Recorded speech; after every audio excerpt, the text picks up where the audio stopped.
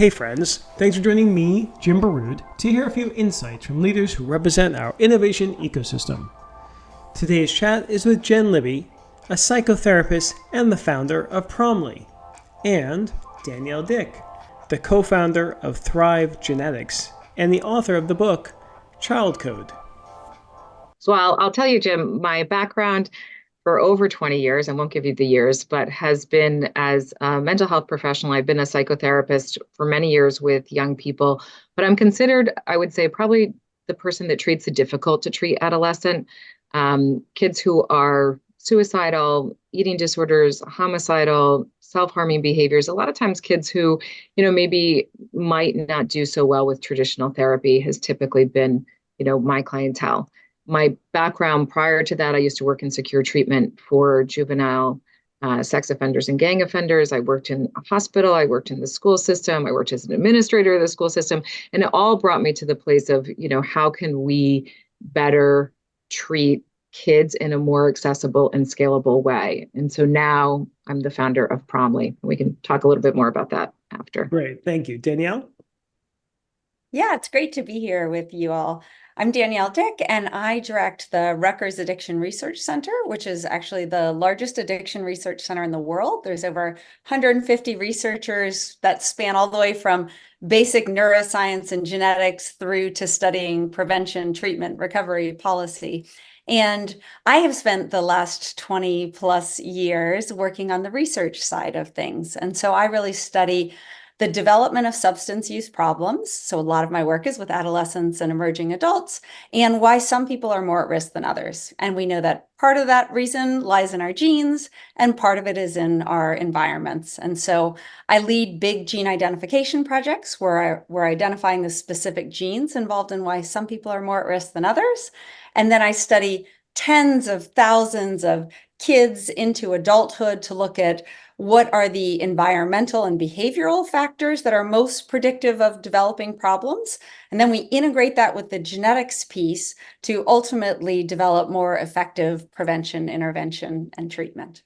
Great. Oh my God, that's a lot there. We'll circle back to you in a second to take a deeper dive. So, Jen, tell us about how you got here to where you are today. Tell us about your journey. Sure. So,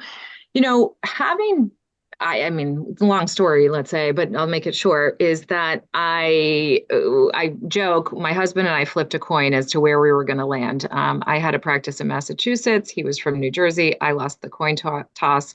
And so I had to very unexpectedly end my practice in Massachusetts and start a practice in New Jersey.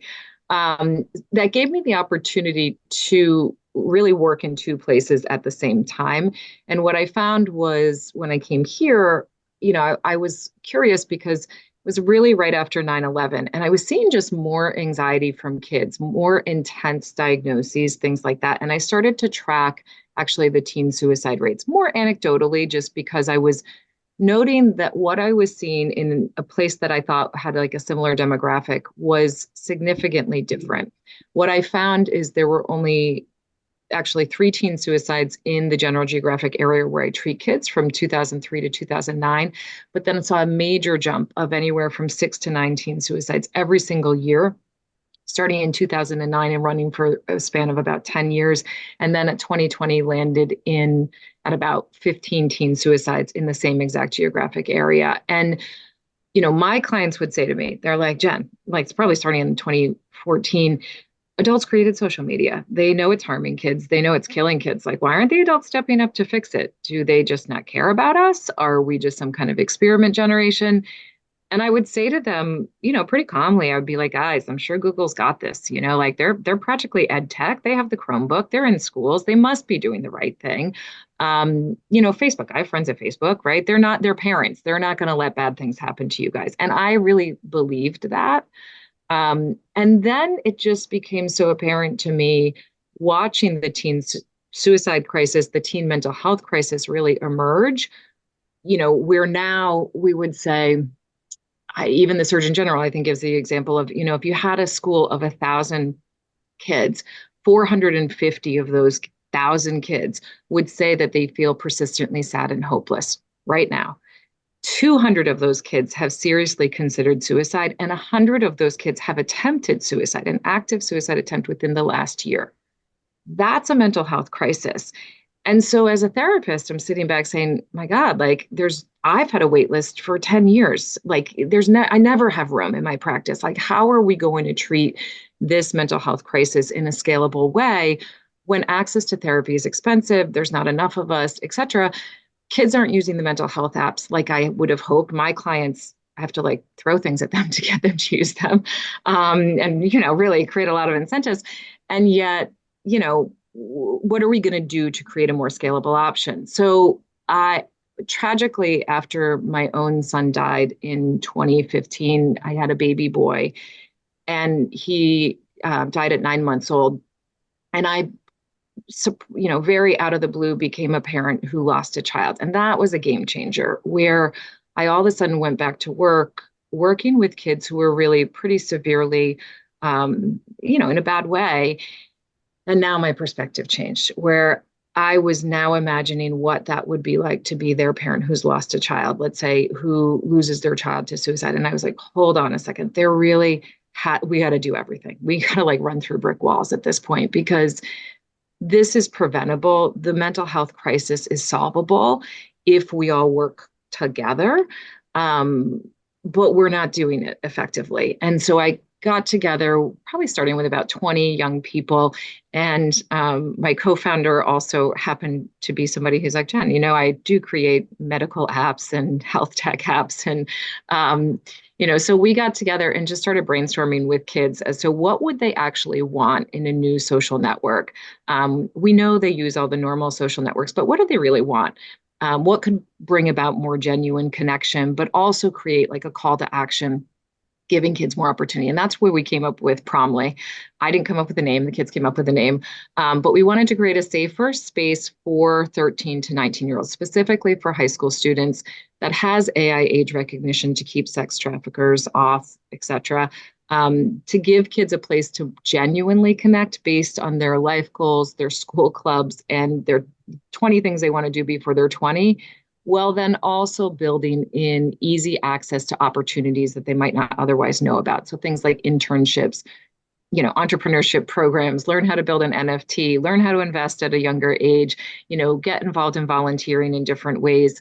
There's lots of things built into the ecosystem, but then be able to, through our nonprofit, offer layers of mental health support. So by partnering with not only, the work that we're doing in our own nonprofit, but other nonprofits that wouldn't otherwise have a tech presence, we're able to offer, AI mental health coaching. We're able to offer real live teen to teen support, live adult support, 24 hours a day, 7 days a week. In addition, we're able to build in the different biotech tools that might not otherwise be accessible for kids. Things like biofeedback from the back of the phone. So when a kid's having a panic attack, the phone turns into a biofeedback device and can help coach them through how to disrupt the parasympathetic nervous system. So we're able to do all that in one app that's very accessible for kids. And that was really, the journey has been a long one. Not long, but, working every week, collaboratively with high school, college, and graduate students, as well as obviously our team, but to really envision what kids want right now, to help them. Yeah, that's really fascinating, and it's not so common that mental health professionals go into entrepreneurship, right? It's Right. You both are sort of in the 0.003%. But Danielle, tell us your story, how you got to where you are, and what entrepreneurial venture you're working on. So I definitely didn't imagine myself in the world of entrepreneurship. I started out in a pretty traditional academic path. I went from undergrad to graduate school. I did graduate school in psychology. I went on and did a postdoc in genetics. I went into my first faculty position, and I've spent really the last 25 years now doing all the traditional things that researchers do. And so I get big grants from the National Institutes of Health. I bring in millions of dollars. The universities love that. It makes them very happy. We run research studies. I write them up in scientific journals. I present to other scientists. And somewhere around the time when I'd gotten tenure and, I had checked all of those academic boxes, and I realized, wow, I am at I've climbed the ladder in my profession. What next? I still have 20, hopefully 30 some years in front of me. And how is this research actually making a difference? And I think that's one of the unfortunate things about the way that academia has traditionally been set up is that researchers are rewarded for writing for other scientists, talking to other scientists. But the idea that we would take that science and work on getting it into, the business world, into the private sector, most importantly, into the hands of people who can use it, is not anything that we're evaluated on or measured on. And so I sometimes call it my mid-career crisis, where I thought, okay, how am I actually going to make a difference? That's why I became a scientist and a researcher, is because I wanted to improve lives. How is my research actually doing that? And I realized, oh, it's up to me. No one else is going to pick up the behavior genetics journal and think, oh, I can apply this. It was up to me to actually help make those connections and those leaps. And so that led me to do things like write my book, The Child Code, because as I became a parent, I found myself raising the challenging child that I study, and I realized how much of the research was not getting out to other parents. So I teamed up with Penguin Random House and wrote a book. And then I had my co-founder one day approach me a couple of years ago now. And I did a lot of speaking to parents because as my own son was going through grade school and middle school and high school, and they found out what I did, I very often came into the schools and talked about substance use and adolescents and teens. And I found that the top thing parents would say to me is, I wish I could know. I wish I could know if my child is going to be the 1 in 4 that's going to go on and develop a substance use or mental health challenge. And I would think to myself, you can. Tell me about your child, and I can tell you about how at risk they are, because we have learned so much on the research side about the genetics and the behavioral environmental risk factors. But I realized there was just no way to get that information to parents at school. There was no product that was bringing that at scale to the public. And my co-founder, who lost his father to alcohol use disorder, and though he never had problems, he sort of spent his life under that cloud of, am I going to end up like my dad? Are my kids, he now has teenage daughters, are my kids going to develop problems?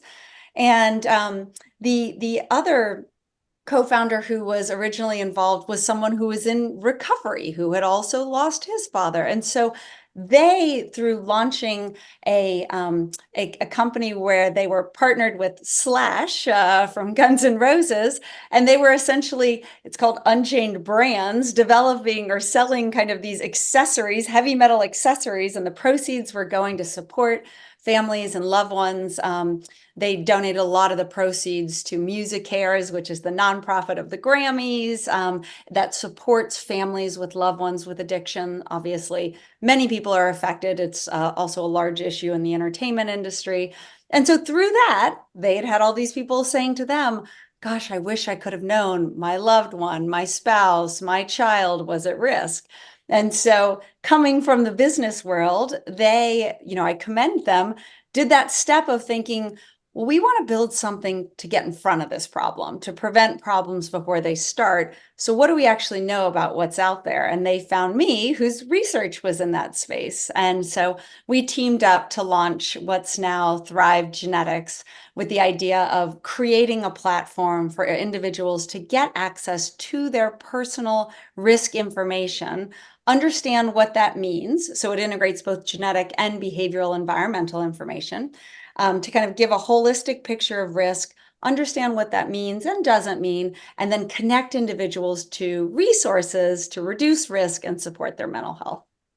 And Danielle, can I just give you super props on this? Because I will say it's been just as a therapist and sitting, working boots on the ground with so many kids. I think one of the things that's been so transformational for so many of my clients is when we start to understand what I understand to be precision psychiatry, which is really looking at the genetics. Not just when it comes to making medication decisions, that's out there, but I think just for me, when I'm working with young people, to really help destigmatize what's going on for them when they can see what their genetic profile actually looks like or understand that a little bit more, it's more relatable. But I will say it's been exceptionally helpful. And I've literally like wanted for someone like you to be doing exactly what you're doing to make it relatable for the average person, not just the genetics expert or the psychiatrist or the doctor, but for parents and for young people themselves. So I just thank you and give you big props. That's so kind, Jen. And one of my favorite compliments that I ever got from someone is they said to me, if I didn't actually know you were this, leading researcher with all these credentials, I would never know you were a scientist because you're so easy to talk to and your book is so relatable. And, what we're trying to build at Thrive Genetics is the same way to essentially make the science user-friendly, engaging, and empowering. Yeah, well, let's talk about the book for a second, Danielle. What insights, give us sort of the Cliff Notes version of that for people who are interested in it and who hopefully will pick up a copy. But tell us more about what was sort of insights were shared in it. Yes, well, as I mentioned before, when I became a parent, I found myself raising the challenging child that I study, highly impulsive, highly emotional. And the research was really kind of, my saving place. And I don't mean that I ran off to the lab to avoid, all of these challenges, but because I knew what was going on. And I started paying attention to the messages that exist out there in the popular parenting press. And I was just really shocked by how so much of it ignores a fundamental piece of what influences children's behavior, which is their genetic makeup. And on some level we get that. And when we're pregnant, we get that, right? We try and do all the right things to provide a good environment. We try and eat healthy, or we try and remain low stress, but we don't have this idea of it's all on my shoulders. If I don't do everything perfect, my child will not grow fingers or toes. And yet it's like once we become parents, we think, oh my gosh, I have to do everything right, right? We put so much pressure on ourselves. And I find that when parents have kids that are struggling, there are a million amazing parents who know all of the details. They know all of the information. They are doing, quote, everything right. And they're thinking, why is this still so challenging for why is my child still having these struggles? And so really the child code is about helping parents understand the ways that kids' genes influence their behavior. And so I sometimes say the first half is kind of, the cliff notes on the science of how genes influence kids' behavior. And if you're just willing to take my word for it, you can skip to the second half, which is questionnaires and surveys about understanding your child's temperament, the kind of genetically influenced temperamental factors that have big impacts on behavior and mental health outcomes, and then essentially tailoring your parenting to what will work best for each of your unique kids. Because the reality is, because all our kids are wired differently, their brains literally work differently. And so there is no one right way to parent. There are things that kids with different temperamental styles respond better or worse to. And so it's about kind of understanding your kiddo and how they're wired, and then what kinds of parenting strategies work better for kids with different temperaments.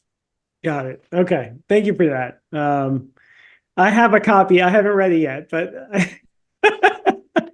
I know I have to circle back on it. All right. So Jen, talk about, I know you've been involved with policy and social media, on the federal scale.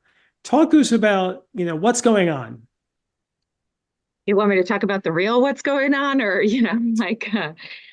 I'll say this. I I will say that what I've seen in my practice and in talking to kids on the daily about how they feel, what's happening. You could, to anybody listening, you could talk to your own teenager and they'd probably give you a lot of insight about what's happening right now in real time. We really started to get involved on the policy landscape because what I found is that when I was doing suicide assessments with young people, I was finding that the means was changing. And I don't want to go deep dive into those details because I don't know who exactly is listening, but basically, kids were telling me about how they were accessing, how-to videos on YouTube. And to me, it seemed like that shouldn't be like YouTube's those are the good guys, like they're doing the good things. Like, how is it possible that something to me so like PG rated or even G rated was and is to this day still allowing for access to how-to videos when we know that the quickest way to stop suicide is eliminate access to the means, and yet we're giving kids handheld devices that serve up access to the means. Like, that did not make any sense to me. And I, naively, I think thought that I was just going to talk to the CEO of YouTube because of course she wanted to talk to me. I'm a mom, she's a mom, right? Like, she's no longer there, but I really believed that I just needed to share with her what we were doing, and help her to understand what I was hearing directly from young people. Well, it turns out I'm not alone, right? There's so many kids whose lives have been lost because of harms of social media. And unfortunately, I've had the opportunity to meet many, many, many, many parents who have lost their children, their teenagers, their young people to all kinds of horrific things that have happened as a result of access to those means, as well as access to drugs that they wouldn't have otherwise have access to, as well as access to bullying and layers of, underground bullying sort of sites, things like that. And so, long story, I went back to the interns one day because I was talking to one of my patients and I just couldn't believe that she was like, no, Jen, my suicide plan is I'm going to go on YouTube. And I was like, that can't be. So I went back to the interns and I was like, guys, like, what are you hearing? Like, is this, they're like, Jen, where have you been? Like, yeah, every kid who's suicidal knows that that's where you go. Like, duh. And I was blown away. And so I'm like, we have to do something. And they're like, you need to start a petition. I'm like, yeah, what are we going to do? Like, start a petition, go door to door. They're like, no, go on change.org. We'll start a petition there. And I was like, all right, guys, help me. I don't know how to do this. I'm Gen X. Like, how do you guys start a petition? That's how you do it. Well, that petition was able to get the attention of Congresswoman Susan Wild. And Susan lost her partner to suicide in 2019. And she really listened to what we were saying and said, Jen, this is wrong. Like, I can't believe that this is happening. And so she, said, can you help me? I'll get, my team and I'll get some other members of Congress. And we really ended up getting 26 members of Congress to send a letter to YouTube to ask them to create some stops so that kids didn't have such easy access. That was in 2020. And I was then invited to speak to 26 members of Congress, met with some other nonprofits, met with the YouTube lobbyist. And to be quite honest, I left that meeting and I felt like a lot of people there, were saying, I don't know exactly how to say it nicely, but, I felt like everybody was really like kissing the YouTube lobbyist's butt, we'll say. Well, we're seeing mass levels of teen suicide and suicide rates among 5 to 11-year-olds increasing by 6x in the last 5 years. And, finally, it didn't make sense to me. And what I realized was lobbying efforts go a long way. And somebody said to me after that, Jen, you need a lobbying firm. And I was like, my God, I don't sell cigarettes to small children. Why would I need a lobbying firm? And so while they're talking, I'm, listening, looking up on LinkedIn, how to find a lobbying firm, like, who's lobbying. And I met a partner at a lobbying firm who, took my call and I explained to him what I was seeing. And he said, after listening for some time. He was a dad. And he said, all right, Jen, here's how it works. YouTube's represented by every lobbying firm in DC, including ours. So I can't represent you on the YouTube issue. But here's what I'll do for you. I can represent you on changing tech policy. And I said, awesome, that's amazing. BT Dubs, like you probably gathered we can't pay you. And he said, no problem, Jen. I hear you. I sort of did gather that. But we'll represent you pro bono. This is a really important issue. And so as a result of that relationship and really that opening, we were able to get pro bono lobbying representation. And the point of that was to really be able to help educate policymakers about what's happening in real time with young people. Sometimes and you know this, Danielle, the research takes a long time to turn around. And what I was seeing in real time was harming kids and even killing kids. And so I was saying we started to work with Senator Blackburn and Senator Blumenthal's office. And I was talking to the policy teams and I was saying, listen, guys, like if you're going to make tech policy, please, like we need to have the youth voice heard in tech policy. I'm a therapist. I learn about dangerous trends within 72 hours. But if you talk directly with kids, they'll tell you within 25 minutes what's actually happening. You just have to ask the questions and be willing to listen. And so they said, and I give big ups to both Senator Blackburn and Blumenthal's teams. And they said, great, like what would that look like? It's like if you're creating, the KIDS Act, which turned into the Kids Online Safety Act, I said, you have to build in youth representation. And they said, awesome. Can you propose what that would look like? And so I, of course, went back to our Gen Z team and said, guys, can you guys write what this would look like? To which they created a kids advisory council and really built out the structure for what that was. And we presented it to the senator's team and they really thought it looked great, cut and pasted it, made a few adjustments and added it into what is now the Kids Online Safety Act. From there, we worked with our lobbying firm to really try to find ways to amplify young people's voices in policy. And what we were able to do is build out the Young American Innovators bipartisan coalition, which we can amplify through the Promly app. Because we're an ecosystem, we're able to build in the civic action component, almost as if it's like an internship or a program that kids can get involved in, where they can quickly give their opinion about different policies that are coming to light. Or even just, when we were talking about TikTok going away, we were able to do a quick survey. What would happen? What would you guys think if this went away? What's your main news source? Things like that, and really turn around insights very quickly so that policymakers can understand what's going on for the under 25 voice that can't be represented by our current system, and that you can't run for Congress until you're over 25.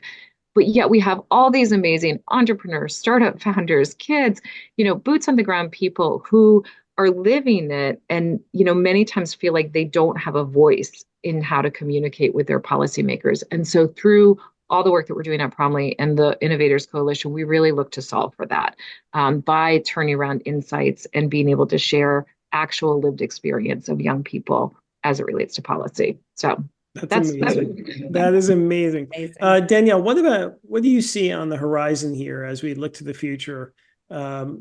Obviously, there are a lot of challenges, right? But there's also perhaps some opportunities. How do you view sort of the mental health crisis in the future? First, I want to say, I think that everything that Jen has accomplished and is doing is absolutely amazing. And it also speaks to this fact that to make a change, I loved when you said you were Googling how to do this thing. It might seem like not that far of a stretch to have a professor write a popular press book or a trade book. But in fact, that was something I had no training on. And when I talked to other researchers and they were like, how did you do that? And I was like, I literally Googled, like how to find an agent, what to talk about. So I think, your story really speaks to how people really can make a difference in this space. On the addiction side, which is the side that I work on, Jen clearly has spoken to the dramatic rise in depression, anxiety, suicide, all of these mental health challenges among young people. Unfortunately, there are also frightening trends happening on the addiction side. the opioid epidemic has obviously brought a lot of this to the forefront. And so I would say, a silver lining of that is that we are talking about substance use disorders and addiction in a way that we haven't for decades, though they've been there. And when people find out what I do, then they will talk to me about it. And it so closely matches population rates of about 1 in 5 individuals is affected with a substance use disorder, which means every one of us knows someone who's been affected, whether it's in our families, whether it's our kids, whether it's, friends, coworkers, neighbors. So this is something that affects all of us. And so it's something that we need to be talking with our kids about because, as Jen was mentioning, their addiction landscape is very different from when we were kids. So not only, is there opioids and fentanyl, which has largely been mixed into so much of the mainstream, drug availability. So it is unfortunately a much more dangerous landscape for kids because it is the case that you can experiment once with cocaine and it can be laced with fentanyl and kill you. And so, unfortunately, a lot of us in the 80s, we got the scare tactics, the just say no and the DARE programs, and this is your brain on drugs with the frying egg. And we know that doesn't work. But the unfortunate reality is that actually there are a lot of scary things out there for our kids. The other piece is that, alcohol continues to be the leading, cigarettes are the leading cause of preventable death, but alcohol still kills far more people than opioids. It just does so in a much slower, more behind the scenes way. And, but it remains, something that we want to talk to our young people about.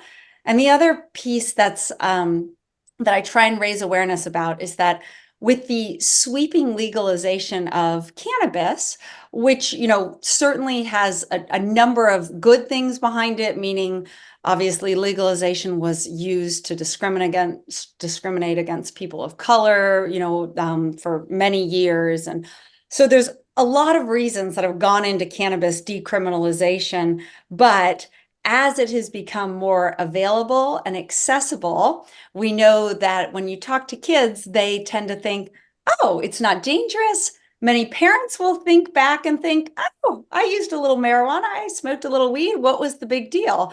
And we jokingly say, okay, well, if you were doing it in the 70s, 80s, 90s, even early 2000s, it was pretty close to a weed, meaning the active ingredient, THC, which gives marijuana its psychoactive properties, the levels were about 3% in, up through the early 2000s. As it became legal and breeders were experimenting and then they see what sells, what was doing better was stronger and stronger strains. And so now the marijuana has an average potency of about 25%. So it's a drug that's about 8 times more potent. We also know my emergency medicine physician friends have seen a huge uptick in psychosis-induced, marijuana use and among kids. And gummies, which of course we know kids like, have 80 to 90% THC levels. So it's a very potent drug. It's very different. And so in the same way that we want to talk to kids about, dangers and harm reduction techniques surrounding alcohol, we want to be doing that with other drugs as well, too. And so I try and kind of raise awareness because the addiction landscape has really changed a lot. There's also a lot of trends with respect to synthetic drugs, some of which you can buy and kids can buy at, drug stations and, or, gas stations and over the counter and things like that. And so the best place to learn about those things are, as Jen said, talking to kids. So if you're a parent out there, talking to your kids about what are you seeing at school and what are kids talking about is so important. What are some of those? Just curious. What are some of those candies or whatever they are that we should be aware of? It is honestly such a quickly changing landscape that, when I talk to kids, literally from 1 month to the next, it can be different. Delta 8 was a big one that you were hearing about, a synthetic drug that was available and accessible in different drug stations, but in gas stations and whatnot. it honestly changes so quickly. Jen can probably tell you about things that she's hearing from the kids because it literally, we can't change the laws fast enough to keep encompassing all of these new low-level synthetic drugs, which for many people, they might be able to use them. It's still not a good idea, of course, for adolescents with developing brains to be experimenting with new and synthetic drugs. But for some individuals, it might not cause any problems. We even see this with certain CBD products. It might not cause any problems in some individuals, but others, which is probably partly based on genetic makeup and other things, actually have psychosis-like symptoms, or they actually experience psychoactive effects from products that in theory just have CBD in them. So it's really a little bit of the Wild West out there. Wow. Well, and Danielle, the one thing, and I just think it's amazing that we don't have more conversations about the fact that there's certain genetic predispositions that we can literally test for that can help parents to understand whether their kid is at significant risk for things as serious as psychosis, which we are seeing an increase in, in really big ways. But we know that young people can be significantly impacted if they start using cannabis under age 25 in terms of that developing brain, but that there's certain, genetic predispositions that make that potential more likely. And I know I was so thrilled again to know that you're doing the work, the research, et cetera, to be able to really help parents to better understand, who, not every kid is at risk of that, but there are a certain percentage of kids that are. Right? Is that right? Absolutely. And we sometimes talk about 3 genetically influenced risk pathways. And of course, this is a bit of an oversimplification, but the first one is how bodies actually respond to drugs. And that tends to be what most people think of when they think of a genetic predisposition toward addiction. That ooh, if I try a particular drug, alcohol, cigarettes, opiates, I'm much more likely to become physiologically addicted than the next person. And there's some truth to that. There are genes that influence metabolism of particular drugs, and it can differ by drugs. But that's actually just one teeny part of genetic risk. The much bigger part is related to the way brains are wired, not the way bodies just respond to a drug. And so the helpful piece from a prevention standpoint is that we know no one wakes up one morning and discovers, oh my gosh, I've had an onset of alcohol use disorder overnight, or opioid use disorder, that these genetic predispositions manifest as other kinds of behaviors earlier in development, which can serve for parents, even before we get these genetic tests up and running and available, as kind of early indicators that your child is carrying genetic risk. And so we know that those other 2 big related to the way brains are wired risk pathways are what we sometimes call externalizing. So it's impulsivity. It's people whose brains are much more wired toward reward and risk taking. And by the way, this is not a bad thing in and of itself. It can be related to things like ADHD or acting out in kids. But we also know that entrepreneurs and CEOs and fighter pilots are also higher in sensation seeking and risk taking. And so you can see how when you kind of understand that disposition, you can think about, okay, how can you help kids reduce some of these potential, risky outcomes like addiction, substance use problems, and maybe channel some of that towards some of these, other healthier outcomes like being an entrepreneur, say. And then the last one, oh, sorry, go ahead. I say the last one, just for completeness, is we sometimes call the internalizing. So externalizing is sort of behavior toward the outer world, the external world. Internalizing is kind of the behavior we turn inward. And that's related to some of us we know are more prone to depression, anxiety, worry. It's how our brains are just more naturally predisposed.